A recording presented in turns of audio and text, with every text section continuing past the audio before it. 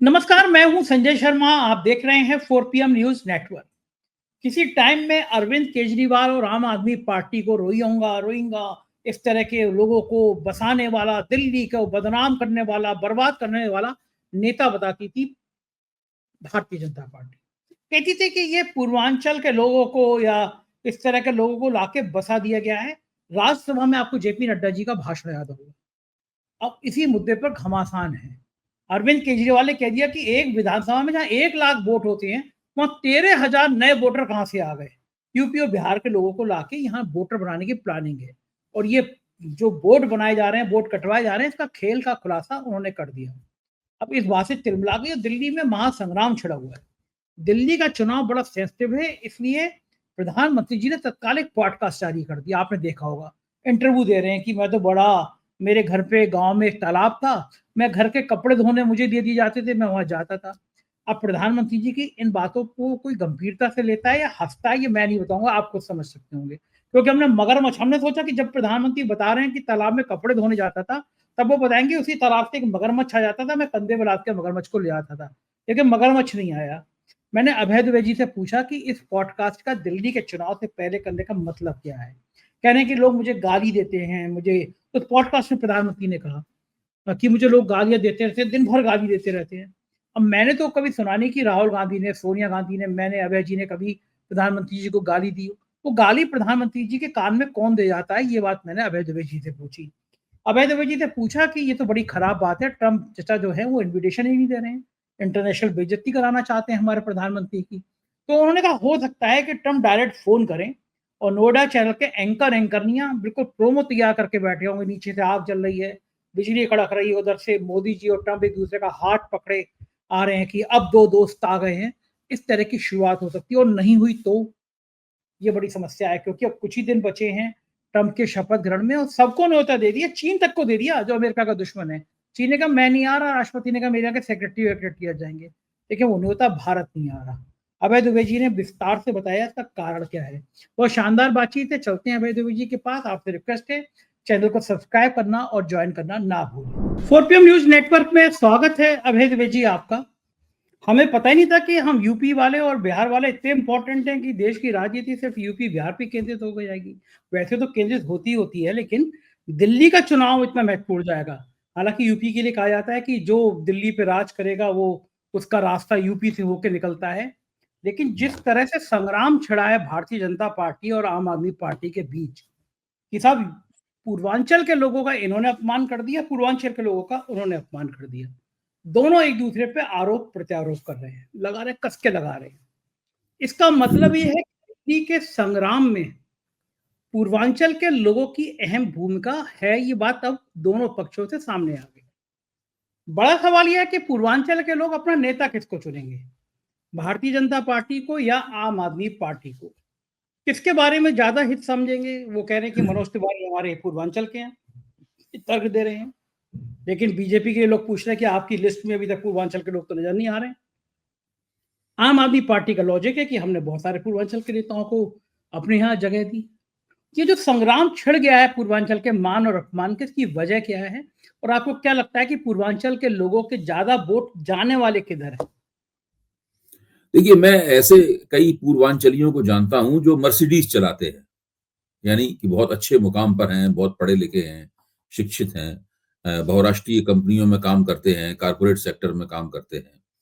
और बहुत से पूर्वांचली आपको सरकारी अफसर भी मिलेंगे, आईएएस अफसर मिलेंगे। लेकिन मुख्य दिल्ली में पूर्वांचली का मतलब अमीर आदमी, अफसर और मर्सिडीज चलाने वाला कारपोरेट सेक्टर का अधिकारी नहीं है। दिल्ली में पूर्वांचली का मतलब है गरीब आदमी, मजदूर आदमी, वो आदमी जो कि कुछ अजीब से छोटे से एक कमरे के घर में रहता है, जो कि पब्लिक ट्रांसपोर्ट में चलता है, और जो बहुत से लोग ठेला लगाते हैं, बहुत से लोग रिक्शा चलाते हैं, बहुत से लोग चाट बेचते हैं, बहुत से लोग कचौड़ियां बना के बेचते हैं सड़कों के किनारे। तो ये है मतलब पूर्वांचली का मतलब, मजदूरी करते हैं बहुत से लोग। ई रिक्शा दिल्ली में बहुत चल रहे हैं, उनमें बहुत बड़े पैमाने पर पूर्वांचली लोग ई रिक्शा चलाते हुए मिलेंगे। जो बड़े बड़े जो बड़े बड़े अपार्टमेंट्स हैं, उन अपार्टमेंट्स के आगे डंडा लिए हुए जो गार्ड्स खड़े हुए हैं, वो पूर्वांचली हैं बहुत। इन पूर्वांचलियों में ओबीसी समाज से आए हुए लोग बड़ी संख्या में हैं, ब्राह्मण समाज से आए हुए लोग बड़ी संख्या में हैं, और दूसरी ऊंची तथाकथित ऊंची जातियों से आए हुए लोग भी बड़ी संख्या में हैं। उसमें दलित लोग भी पूर्वांचली यहाँ बड़ी संख्या में हैं।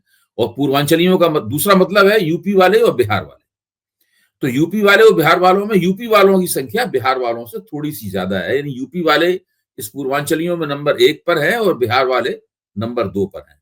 और ये दिल्ली की डेमोग्राफी में, दिल्ली की आबादी मूलक संरचना में ये परिवर्तन पिछले 30-35 साल में हुआ है। तो जिस पार्टी को दिल्ली में चुनाव लड़ना है और जीतना है, उसके लिए जरूरी है कि 38 से लेकर 40% वोट जो पूर्वांचलियों का है, इस वोट को अपनी ओर खींचे। तो दिल्ली में इस वक्त जो लड़ाई हो रही है, उस लड़ाई के पीछे एक तो ये तथ्य है कि पूर्वांचलियों ने आकर दिल्ली की राजनीति की कुंजी विभाजन के समय आए हुए पंजाबी व्यापारियों के हाथ से छीन ली है, और दिल्ली के जो पुरानी दिल्ली में रहने वाले जो पारंपरिक लोग हैं उनके हाथ से छीन ली है। चुनाव जीतने की कुंजी उनके पास है। 70 सीटों में कम से कम 25 से लेकर करीब 30-32 सीटों तक में पूर्वांचलियों का बड़ा प्रभाव है। मुसलमानों में भी आपको बहुत से पूर्वांचली मिलेगी, मतलब पूर्वांचली इस तरह।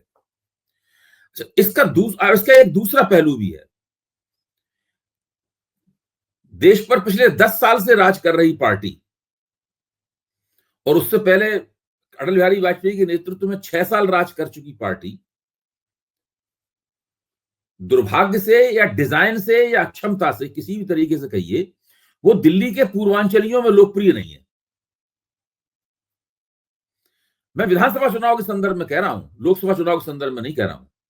विधानसभा चुनाव के संदर्भ में दिल्ली की जो राजनीति है, उसमें पूर्वांचलियों में भारतीय जनता पार्टी लोकप्रिय नहीं है। दिल्ली के पूर्वांचली जो है वो मानते हैं कि ये पंजाबी बनियों की पार्टी है,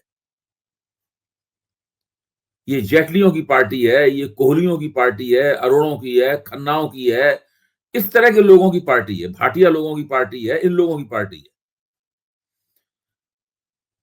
अच्छा, भारतीय जनता पार्टी इस छवि के दायरे से निकल नहीं पाती है। अब आप मनोज तिवारी को लीजिए, जो लगातार तीसरी बार सांसद हुए हैं, खुद पूर्वांचली हैं और दिल्ली भाजपा के अध्यक्ष भी रह चुके हैं, तब भी वो दिल्ली भाजपा को पूर्वांचली होने के बावजूद, लगातार सांसद बनने के बावजूद, पूर्वांचलियों में लोकप्रिय नहीं बना पाए। आज स्थिति क्या है? स्थिति यह है कि भाजपा की वजह से मनोज तिवारी को वोट मिलते हैं, नरेंद्र मोदी की वजह से मनोज तिवारी को वोट मिलती है, लेकिन मनोज तिवारी की वजह से भाजपा को एक भी वोट नहीं मिल सकता। मनोज तिवारी अगर भाजपा को कोई वोट दिलाना चाहे तो उनके कहने पे कोई वोट नहीं देगा। उनका गाना सुनने के लिए सब आ जाएंगे, उनको शादी में बुला के गाना गवा देंगे, वो सब बात अलग है। हाँ, वो लेकिन चुनाव लड़ रहे थे तो रिंकिया के पापा, पापा कितना, लेकिन उनके कहने पर कोई पूर्वांचली अपना वोट किसी को देने के लिए तैयार नहीं है। पूर्वांचली लोकसभा के चुनाव में भाजपा को जम के वोट देते हैं, लेकिन तब उसका संदर्भ अलग होता है, उसका एजेंडा अलग होता है। उस जो स्प्लिट वोट है, लोकसभा में नरेंद्र मोदी और विधानसभा में अरविंद केजरीवाल, और यही पूर्वांचली जब कांग्रेस का पराभव नहीं हुआ था तो लगातार 3 चुनावों में शीला दीक्षित को वोट दे चुके हैं। शीला दीक्षित का तो दावा था कि वो तो भाई उत्तर प्रदेश की हैं। शीला दीक्षित कन्नौज से एमपी रह चुकी हैं, और वो दीक्षित परिवार की, विरोध दीक्षित की पत्नी, वो दीक्षित परिवार की हैं, जो कि नेहरू परिवार के खास आदमी थे। तो ये जो स्थिति है, इसी स्थिति के कारण दिल्ली में हंगामा मचा हुआ है। अच्छा, अरविंद केजरीवाल ने पहले ही आरोप लगाया था कि ये लोग जो वोटर लिस्टों में हेरफेर कर रहे हैं, उसमें ये पूर्वांचलियों के वोट कटवा रहे हैं, क्योंकि पूर्वांचली इनको वोट नहीं देते, इसलिए उनके वोट पूर्वांचलियों को कटवा रहे हैं। तो भारतीय जनता पार्टी इस पे बहुत ही नाराज बैठी हुई थी, इस सवाल को लेकर कि भाई हम पे आरोप लगाया जा रहा है कि हम पूर्वांचलियों के वोट कटवा रहे हैं। इसलिए जैसे ही अरविंद केजरीवाल के मुंह से ये निकला कि यूपी और बिहार से लोगों को ला लाकर, बाहर से लोगों को ला लाकर यहाँ पर फर्जी वोट बनवाए जा रहे हैं, वैसे ही केवल इसी चीज को उन्होंने पकड़ लिया और दिल्ली में मनोज तिवारी के नेतृत्व में उन्होंने एक हंगामा उन्होंने किया, जिसमें पुलिस को वाटर कैनन चलानी पड़ी, पानी की बौछार करनी पड़ी और कुछ लोगों को गिरफ्तारी वगैरह भी करनी पड़ी। और हम अरविंद केजरीवाल की ईंट सीट बजा देंगे वगैरह, इस प्रकार की डायलॉगबाजी हुई। अब स्थिति ये है कि सवाल प्रश्न ये है कि क्या ये सब करने से पूर्वांचली विधानसभा में अपनी मतदान प्राथमिकताओं पर पुनर्विचार करने लगेंगे? क्या वे भारतीय जनता पार्टी को अपनी प्रमुख पार्टी मानने के लिए तैयार हो जाएंगे? वो क्या करेंगे? कांग्रेसी कह रहे हैं कि नहीं, दोनों ही पूर्वांचलियों के विरोधी हैं, हमें मिलेंगे पूर्वांचलियों के वोट, अब हमें फायदा होगा। खैर, इस बात को तो हम लोगों को थोड़ी देर के लिए नजरअंदाज कर देना चाहिए। देखना ही चाहिए कि क्या भारतीय जनता पार्टी पूर्वांचलियों के वोटों की हकदार बन सकती है या नहीं बन सकती है। इस बात से तय होता है कि भाई कौन पूर्वांचलियों को कितने टिकट देता है, राजनीति में हिस्सेदारी उनकी कितनी है। उस हिस्सेदारी के लिहाज से अरविंद केजरीवाल का यह दावा बिल्कुल सही बैठता है कि वो सबसे ज्यादा पूर्वांचलियों को टिकट देते हैं और सबसे ज्यादा पूर्वांचली विधायक भी उन्हीं के पास हैं। वो पूर्वांचलियों को मंत्री बनाते हैं और पूर्वांचली उनकी पार्टी में भी अच्छे पदों पर हैं। या पूर्वांचलियों का सीधा सीधा मतलब है यूपी और बिहार के लोग। हम सब लोग जानते हैं कि दिल्ली आम आदमी पार्टी के एक बहुत बड़े नेता हैं मनीष सिसोदिया। ये कहां के रहने वाले हैं? ये बुलंदशहर के रहने वाले हैं। ये उत्तर प्रदेश के हैं। संजय सिंह को आप देखिए, जो लगातार सांसद हैं, 2 बार से सांसद हैं संजय सिंह सुल्तानपुर के रहने वाले हैं। तो जो आम आदमी पार्टी है, ऐसे बहुत से लोगों को मंच पर पेश कर सकती है और करती है, जो कि पूर्वांचल के हैं, पूर्वांचल की नुमाइंदगी करते हैं और बहुत बड़े पैमाने पर पूर्वांचली वोटरों के बीच में वो लोकप्रिय भी है। तो ये एक ऐसी स्थिति है, इसलिए पूर्वांचलियों के ऊपर यहाँ पर संग्राम दिखाई पड़ता है। मुझे तो नहीं लग रहा है कि जब तक भारतीय जनता पार्टी कुछ असाधारण किस्म की योजना पेश नहीं करती, जो खास तौर से पूर्वांचली मतदाताओं को संबोधित हो, तब तक पूर्वांचली उनकी तरफ देखेंगे हमदर्दी से। मुझे इसमें पूरा शक है। बिल्कुल ठीक है ना अभय जी। और मैंने तो देखा कि जब संजय सिंह की गिरफ्तारी करा दी गई थी, ईडी ने उनको जेल भेज दिया था, तो सुल्तानपुर से भले रहने वाले हैं, लेकिन पूर्वांचल में संजय सिंह का बड़ा प्रभाव है, बहुत लोकप्रिय हैं। तो बिल्कुल किसी के दोस्त हैं, किसी के भाई हैं, हर एक के संग खड़े हो जाते हैं। उत्तर प्रदेश में संघर्ष करते हुए नजर आ रहे हैं। तो बनारस आम आदमी पार्टी के उत्तर प्रदेश में पॉइंटमैन संजय सिंह ही है। आम आदमी पार्टी को उत्तर प्रदेश में खड़ा करने का काम संजय सिंह को ही सौंपा गया है। तो जो उत्तर प्रदेश के पूर्वांचल वाले वोट बैंक कह सकते हैं, पूर्वांचल के नेता कह सकते हैं, वो तो संजय सिंह के सीधे संपर्क में है। और भारतीय जनता पार्टी का कोई नेता ऐसा नहीं है जो पूर्वांचल का इतना बड़ा मनोसेना थे, उनको कश्मीर में बर्फ पे लगा दिया, या कोई पूर्वांचल का इतना बड़ा। आज योगी आदित्यनाथ ने एंट्री करने की कोशिश करी इस पूरे मुद्दे पर, पूर्वांचल के मुद्दे पर। उन्होंने एक इंटरव्यू में कहा, वो आजकल कोई भी चुनाव होता है तो योगी आदित्यनाथ अपनी एंट्री करना चाहते हैं। वो देश के नेता हो गए हैं बड़े वाले, तो उनको लगता है कि ऐसा कोई राज्य का चुनाव ना हो जिसमें मेरी एंट्री ना हो। लेकिन आपको लगता है कि संजय सिंह के संग जो किया, मैंने उस समय देखा था, खासतौर से छत्रियों में बड़ी नाराजगी थी कि बीजेपी जिस तरह संजय सिंह को परेशान कर रही है। तो ये पूर्वांचल का जो बढ़त है, वो तो ऑटोमेटिकली मुझे लगता है आम आदमी पार्टी की तरफ जाती हुई नजर अभी से आने लगी है। तो बीजेपी नहीं, मैं आपके विश्लेषण से सहमत हूं। और आप ये देखिए कि भारतीय जनता पार्टी आमतौर पर उत्तर प्रदेश के जो पूर्वांचली हैं, उत्तर प्रदेश का जो पूर्वी इलाका है, जो ईस्टर्न यूपी है, वहां भी भारतीय जनता पार्टी की राजनीति कमजोर है। भाजपा उत्तर प्रदेश में 2017 का लोक विधानसभा चुनाव जीत चुकी है, फिर 2022 का विधानसभा चुनाव जीत चुकी है, और लोकसभा के 3 चुनाव लड़े हैं उसने, 2 चुनाव जीते हैं और 1 चुनाव में बुरी तरह हारी है। तो आप देखिए, जो पूर्वी उत्तर प्रदेश है, वहां भारतीय जनता पार्टी का प्रदर्शन हमेशा ही देश के अन्य हिस्सों के मुकाबले कमजोर रहता है। तो पूरब के लिहाज से भारतीय जनता पार्टी का हाथ हल्का है। दूसरी एक और बहुत महत्वपूर्ण पहलू है, इसकी तरफ ध्यान देना पड़ेगा। भारतीय जनता पार्टी देश के अमीर लोगों की पार्टी है। ये मैं इसलिए नहीं कह रहा हूं, मैं कोई फिक्रेबाजी नहीं कर रहा हूं।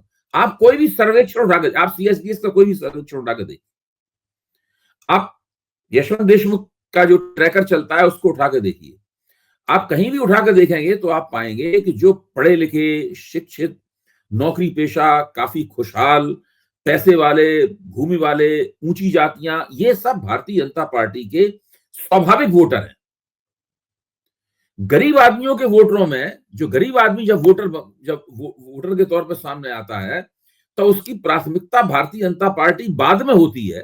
भारतीय जनता पार्टी को उसके भी वोट मिलते हैं, लेकिन उसकी प्राथमिकता बाद में होती है। दूसरी पार्टियां उसकी प्राथमिकता पहले बनती हैं, जो भाजपा के मुकाबले खड़ी हुई है। ये एक महत्वपूर्ण तथ्य है, जो कि भारतीय जनता पार्टी को अमीर आदमियों की एक स्वाभाविक पार्टी के रूप में चित्रित करता है। और दिल्ली में, खासतौर से दिल्ली में, उत्तर प्रदेश और बिहार की स्थिति अलग है, लेकिन दिल्ली में जो पूर्वांचली आते हैं, मैं पहले ही कह चुका हूं, या पूर्वांचली का मतलब है गरीब, मेहनतकश, मजदूर, वंचित, निम्न आय वर्ग का व्यक्ति, ये वो है। तो ये स्वाभाविक रूप से भारतीय जनता पार्टी का वोटर नहीं है। दिल्ली का चुनाव अच्छा ऐसा फंस गया कि प्रधानमंत्री जी अब कोई कोर कसर बाकी रखना नहीं छोड़ रहे। पॉडकास्ट आ गया। हर पहले चुनाव से पहले प्रधानमंत्री जी तपस्या करने चले जाते थे, कई कैमरों के साथ चले जाते थे, वो ध्यान लगा लिया करते थे केदारनाथ में और मंदिरों में, और कैमरे चलते रहते थे। लेकिन इस बार पॉडकास्ट आ गया और बड़ा प्रधानमंत्री जी कह रहे हैं ये लोग मुझे गालियां ही देते रहते हैं, मैंने तो बड़ा सब्र किया है, लोग मुझे गाली देते रहते हैं जो उनके पास।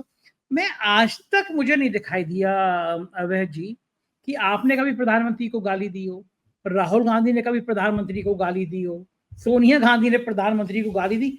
ये गाली प्रधानमंत्री के कान में दे कौन आता है जो देश को सुनाई नहीं पड़ती? ये आलोचना कोई गाली मानते हैं ना संजय जी, ये आलोचना कोई गाली मानते हैं। इनकी अगर आलोचना की जाती है तो ये मानते हैं कि हमको गाली दी जा रही। जब तक आप प्रधानमंत्री का बिल्कुल झुक के समर्थन नहीं करेंगे, उनसे पूर्ण रूप से सहमत, समर्पित, समर्थन भी ऐसा नहीं है कि इसमें आप तन के समर्थन करना चाहें, वो पसंद नहीं है उन्हें। आप अपने सम्मान की, अपनी गरिमा और सम्मान को कायम रखते हुए उनकी ताबेदारी या उनकी मातहती स्वीकार किए बिना अगर उनका समर्थन करना चाहें तो वो समर्थन भी उनको पसंद नहीं है। अच्छा, मतलब वो राज्यसभा के उपसभापति, इतनी देर से कहने की कोशिश कर रहा हूं कि भारतीय जनता पार्टी अमीर लोगों की पार्टी है। जिन सज्जन ने प्रधानमंत्री के साथ पॉडकास्ट आयोजित किया था वो कौन है? वो निखिल कामत, शेयर मार्केट, वो दुनिया के बड़े अरबपतियों में से एक हैं। उन्हें फोर्ब्स मैगजीन ने अरबपतियों की सूची में पे रखा था, अमेरिकी फोर्ब्स मैगजीन ने। सही बात है। उनके पास बिलियंस ऑफ डॉलर की संपत्ति है और नकदी है उनके पास। अगर ये किसी गरीब पूर्वांचली पत्रकार को इंटरव्यू देते या उसके साथ पॉडकास्ट करते नरेंद्र मोदी, तो बात समझ में आ सकती थी। गरीब आदमी का नरेंद्र मोदी से कोई ताल्लुक नहीं है। वो तो कह रहे थे कि राहुल गांधी ने एक बार जो कहा था ना, सूट बूट की सरकार है, ये सरकार वास्तव में सूट बूट की सरकार है। आप ऐसा कह रहे हैं? गरीब आदमी के वोट तो बहुत तरह तरह की फिक्रेबाजी से, राष्ट्रवाद परोस के उस तरीके से लेते हैं, लेकिन जो लोग उन्हें मोहब्बत के साथ वोट देते हैं, अपना मान के वोट देते हैं, वो अमीर आदमी है। वो जो है उस पॉडकास्ट में कह रहे थे कि मेरे घर के पास एक तालाब था, घर के सब कपड़े मुझे ही धोने होते थे, इसलिए तालाब से मुझे लगा कि अगले चरण में वो आएगा कि तालाब में एक मगरमच्छ था, लेकिन मगरमच्छ भी नहीं आया आज। मतलब वरना कि मगरमच्छ उठा के टांग के ले जाते थे। एक बाल कथा में बड़े उनकी चित्रण ऐसा हुआ। ये जो कहानियां लाते हैं कि मैं घर के कपड़े मुझे धोने होते थे, एक तालाब था, प्रधानमंत्री को लगता है कि देश अभी भी इन बातों पर यकीन करेगा उनकी? देखिए, देश अगर इन बातों पर यकीन करता होता तो अभी ये इनके नेतृत्व में तीसरी बार जो चुनाव हुआ था उसमें ये बहुमत नहीं खोते। भाई, जिन लोगों ने उनको वोट नहीं दिया है उनमें से गरीब आदमियों की संख्या बहुत ज्यादा है। भाई, ये खुद ही कहते हैं कि दलितों को भ्रमित कर दिया गया, इसमें दलितों ने बहुत कम वोट दिए, दलित सब गरीब आदमी होते हैं। ओबीसी समाज का जो अति पिछड़ा हिस्सा होता है, जिसके बारे में माना जाता था कि भारतीय जनता पार्टी ने उसे अपने पक्ष में जीत लिया है, वो भी इस बार इनसे हट गया। ये सारे के सारे समाज के गरीब हिस्से ही है। इन गरीब हिस्सों ने भारतीय जनता पार्टी को उसके प्रभाव क्षेत्र में वोट नहीं दिया। जहां तक नरेंद्र मोदी की अपनी गरीबी की कहानियां हैं, वो तो बहुत ही बनावटी किस्म की कहानियां हैं। नरेंद्र मोदी के आचरण को, नरेंद्र मोदी के तौर तरीके को, और जिन लोगों की वो स्वागत करते हैं, जिस तरह की शान शौकत में वो रहते हैं, उससे अब उनकी गरीबी में इनका बचपन बीता है, ये सब वो केवल खुद ही कहानियां सुनाते हैं और उनका गोदी मीडिया इन कहानियों को प्रसारित करता है। बाकी जनता को इन कहानियों में कोई रुचि नहीं है। देखिए, आप कोई व्यक्ति किसी जमाने में गरीब था, ये चीज उसको शुरुआत में तो उसकी बात ये लोग सुनने के लिए तैयार होंगे, उसके ऊपर थोड़ी हमदर्दी की बात भी होगी, लेकिन आप देख रहे हैं हिंदुस्तान में भाई किस तरह की सत्ता, किस तरह की अर्थव्यवस्था उन्होंने कायम की है। नरेंद्र मोदी भारत में कारपोरेट पूंजीवाद के अगुआ हैं और कारपोरेट पूंजीवाद कभी गरीब आदमी का हित नहीं कर सकता, इस बात को सब लोग जानते हैं। और मैं जो अर्थव्यवस्था की ऊपर अभी आपसे 2 दिन पहले जो बातचीत हुई थी, उसमें मैंने साफ तौर पर बताया था कि जो असंगठित क्षेत्र है, उसमें देश का 94 100 में से 94 लोग जो है 94% लोग असंगठित क्षेत्र में काम करते हैं और वो आमतौर पर या तो निम्न आय वर्ग के हैं या निम्न मध्यम वर्ग के हैं। बाकी देश के जो 6% लोग हैं, अमीर लोग हैं, वो सब कारपोरेट क्षेत्र में और संगठित क्षेत्र में काम करते हैं। नरेंद्र मोदी इनके स्वाभाविक नेता हैं। अच्छा, बेचारे प्रधानमंत्री जी भी क्या-क्या कहें, इतनी तो किस्से सुना रहे थे कि मैंने अपने दोस्तों को बुलाया जब मैं मुख्यमंत्री था, लेकिन मुझे बाद में बड़ा बुरा लगा। मैं उनमें दोस्त ढूँढ रहा था, वो मुझ में मुख्यमंत्री देख रहे थे। प्रधानमंत्री जी को बड़ा अफ़सोस है कि उनको अब कोई तू कहने वाला नहीं बचा जो उनको तू कह ले।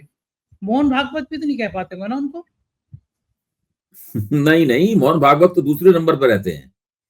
मोहन भागवत उनके ऊपर घुमा फिराकर बड़े संकोच के साथ कुछ छींटाकशी तो कर पाते हैं, लेकिन मोहन भागवत को उन्होंने हिंदुत्व की जो राजनीति है, राष्ट्रीय स्वयंसेवक संघ, भाजपा और हिंदुत्ववादी राजनीति है, उसमें मोहन भागवत को नरेंद्र मोदी ने दूसरे नंबर पर कर दिया है।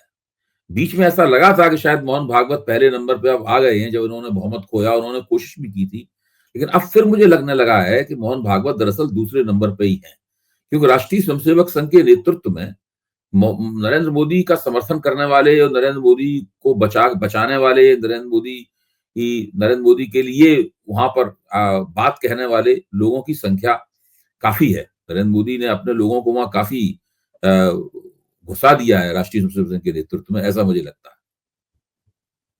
आज वो बता भी रहे थे, कह भी रहे थे कि अच्छा, दूसरा एक और बात संजय जी, एक और चीज आपसे मैं साझा करना चाहता हूं।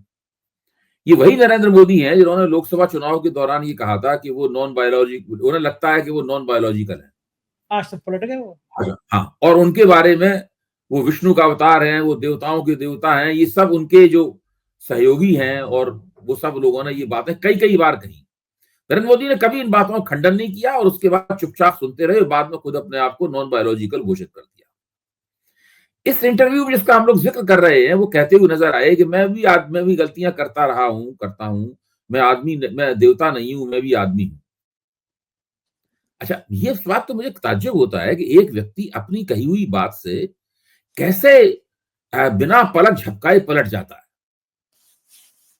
यानी जो व्यक्ति लोकसभा चुनाव के दौरान दिन रात मुसलमानों के खिलाफ जहर उगल रहा था, दिन रात एक मुसलमान विरोधी चुनावी मुहिम चला रहा था, वो एक पत्रकार के सामने अपने गोदी पत्रकार के सामने लिपट गया कि मैं कोई हिंदू मुसलमान करूं तो मैं क्या बात हूं, मैं तो हिंदू मुसलमान कर ही नहीं सकता। यानी हिंदू मुसलमान करके आए, फिर ये बयान दिया और फिर हिंदू मुसलमान करने चले गए। गजब है। आप सोचो ये जो खूबी है, ये जो क्षमता है, ये उन्हीं में क्षमता है। मुझे लगता है कि नरेंद्र मोदी को विश्वास है कि अगर वो कोई बात कहेंगे और उनका जो गोदी मीडिया है उस बात का बार बार प्रचार करेगा तो लोग उसको सही मान लेंगे, सच मानने लगे। हाँ, जब लोगों को ध्यान दिलाया जाएगा कि नहीं भाई ये तो आदमी झूठ बोल रहा है, तो लोग उस बात को नहीं मानेंगे। ऐसा नरेंद्र मोदी ने कुछ ऐसा मन में मान लिया है। हाँ, यही होगा ना। अच्छा, आप जब बात कर रहे थे, हम लोग तू कहने वाली बात पे याद कर रहे थे, तो मेरे दिमाग में चल रहा था कि कौन व्यक्ति ऐसा है जो तू कह सकता है। एक व्यक्ति है जो उम्र में बड़ा है मोदी जी से, जो ताकत में बड़ा है मोदी से, वो पैसे में बड़ा है मोदी से, उसकी हैसियत मोदी से ज्यादा है। उसका नाम है ट्रंप। देखो उस बेचारे ने बुलाया ही, वरना ट्रंप के पास जाते, ट्रंप कहता और तू मोदी कैसा है, उम्र भी बड़ा है, हैसियत भी बड़ा है, लेकिन वो बेचारा बुलाया ही था। तो एक व्यक्ति था। बाकी तो ये बराक, आपको याद होगा वो थपथपाते हुए बराक।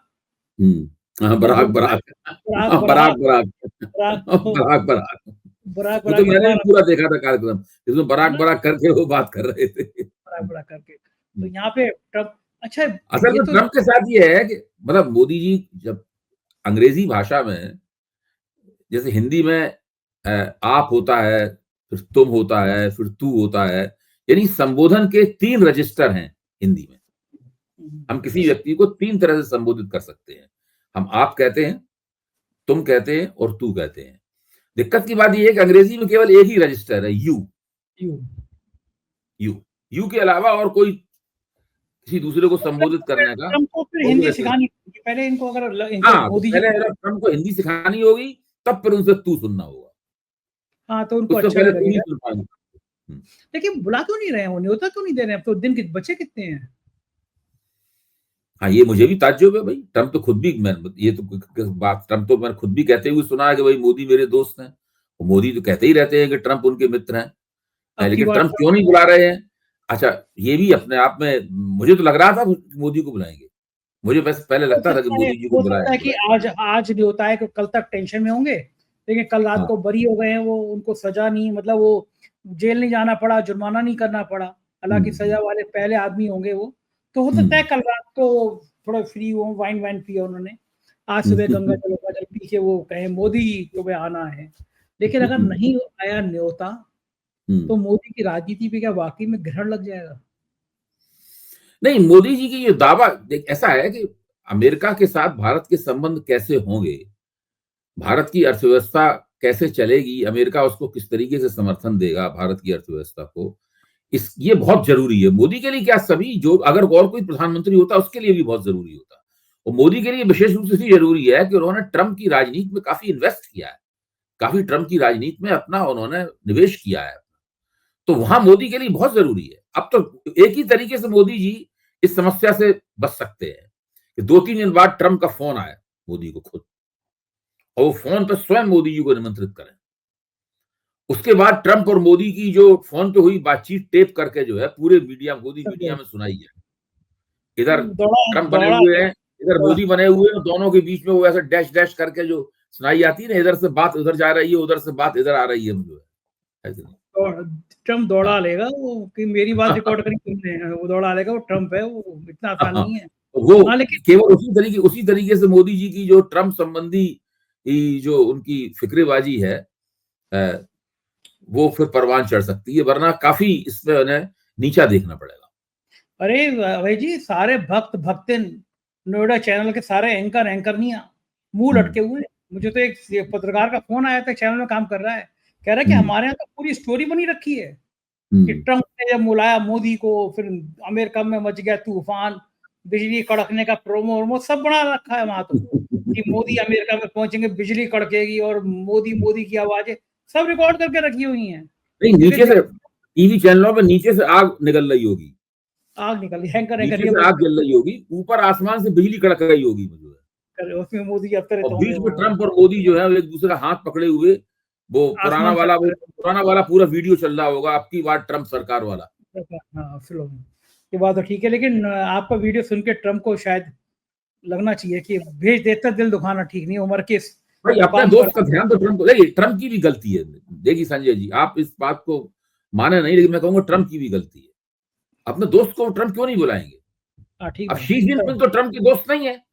फिर भी हाँ, शी सही। जिनपिंग को न्योता दे दिया, वो नहीं आ रहे हैं, वो बात अलग है। वो तो मना कर दिया नहीं आना तुम्हारे यहाँ। मना कर रहे वो नहीं आ रहे हैं, वो नहीं आ रहे, वो अपना कोई विदेश मंत्री या कोई सेक्रेटरी स्तर का व्यक्ति भेजेंगे वहां पर उनके राज्यारोहण में उनके राष्ट्रतिलक जब उनका होगा वहां पर। लेकिन ट्रम्प को दोस्ती तो निभानी चाहिए भाई। और देखिए हमारे मोदी जी को देखिए, इसका 2014 में मतलब अभी फिर एक हो जाएगा कि दुनिया में दोस्ती बची नहीं है। दोस्ती प्यार जय वीरू के बाद दोस्ती खत्म हो गई। हाँ, हाँ, खत्म हो गई। शोले की पिक्चर के बाद में। अबे जी, आपको याद होगा 2014 में प्रधानमंत्री जी ने घूम-घूम के कहा था कि हमारे हाँ, बहादुर हेमराज का सिर काट के ले गए ये लोग। हुँ, भाई और बहनों का सिर वापस आना चाहिए, नहीं आना चाहिए, आपको याद होगा। हुँ, और वो हुँ, हेमराज के सिर का ज़िक्र हर सभा में हुआ। हुँ, सरकार बनी तो हेमराज की माँ ने सोचा होगा मेरे बेटे का सिर वापस आएगा। जिन लोगों ने ऐसा किया उनको घर में घुस के मारेंगे मोदी जी। लेकिन सिर हुँ, काटने वाले का आदेश देने वाले नवाज़ शरीफ ही आ गए उसमें। तो हुँ, हमारे हुँ, प्रधानमंत्री ने तो बड़ा है, वो अपने दुश्मन हुँ, को भी बुला लिए, लेकिन ट्रम्प नहीं सुन रहे। लेकिन हाँ, देखते हैं हुँ। क्या करेंगे, जब आएगा न्योता तो वो बिजली भाई देखिए कड़कती हुई। अगर दोस्ती की रक्षा करनी है, तो ट्रम्प को मोदी जी को बुलाना चाहिए। तो ये बात सही है। मैं उम्मीद करता हूँ कि आदरणीय ट्रम्प जी जो हैं, वो मोदी जी को 1-2 दिन के अंदर फ़ोन करेंगे और फ़ोन पे मोदी जी को अमेरिका बुलाएँगे। हो सकता है मोदी जी को वो अपने अपने अपने शपथ ग्रहण समारोह का मुख्य अतिथि घोषित कर दें। हाँ, ये भी संभव है। मैं वो हाँ, ये भी प्रोमो कल संभव है। यार मैं भी वो प्रोमो तैयार करवा लेता हूँ कल अपने वीडियो एडिटर से। आपने आइडिया दे दिया मुझे, बिजली कड़क रही होगी, हाथ में हाँ, हाथ नहीं, पकड़े नहीं, होंगे ना, नीचे से लगता आग है लग निकलनी आग चाहिए। लग रही होगी, हाँ। नीचे से तो आग, कल ऊपर से बिजली। हाँ, कल मैं तैयार करा के रखता हूँ कि अगर ऐसा होगा हाँ, तो आपका बिल्कुल आइडिया तैयार काम आ रखिए। गया। इसी कहते हैं ना, बिल्कुल। अनुभवी पत्रकार के संग बात करो तो आइडिया मिल जाते हैं। बहुत-बहुत शुक्रिया अभय जी, थैंक यू। ये थे अभय दुबे जी। क्या शानदार बातचीत की, थोड़ा व्यंग्य का पुट था तो आपको थोड़ा-सा अच्छा भी लगा होगा। बताइएगा ज़रूर कैसी लगी बातचीत। शुक्रिया, थैंक यू।